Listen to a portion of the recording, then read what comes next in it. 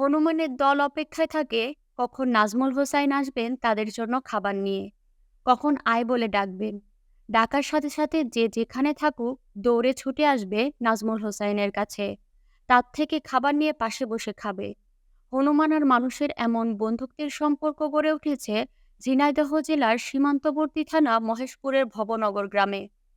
১০ বছর ধরে প্রতিদিন ৩ গ্রামের প্রায় ২০০ বিরল প্রজাতির হনুমানের প্রিয় মানুষ হয়ে উঠেছেন ফল ব্যবসায়ী নাজমুল হোসেন।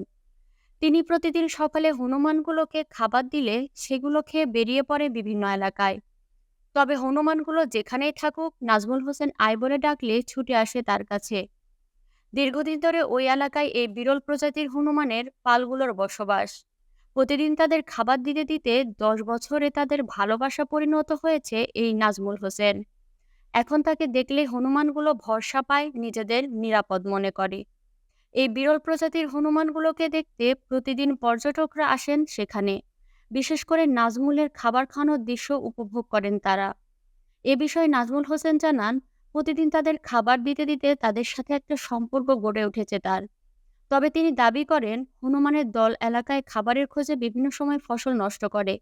সে কারণে সরকারিভাবে তাদের একটা নির্দিষ্ট স্থান করে দিলে এলাকাবাসীর জন্য উপকার হবে। ওদের সাথে চলতে, ওদের দেখাশোনা করতে করতে, ওদের খাবার দিতে দিতে ওরা আমাকে বুঝতে চেষ্টা করলো, বিশ্বাস অর্জন করতে শুরু করলো।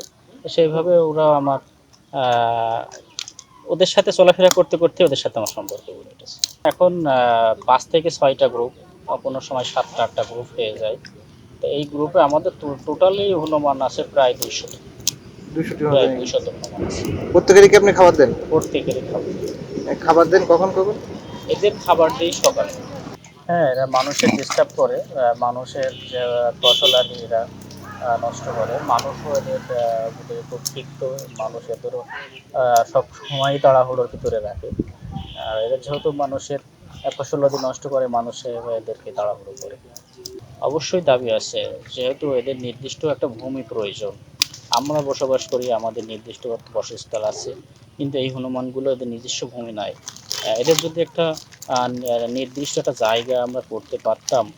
মাননীয় প্রধান বন সংরক্ষক মহোদয় আমির হোসেন চৌধুরী এখানে আসছিলেন, তিনাকে আমরা অবহিত করছি, তিনিও বলছে।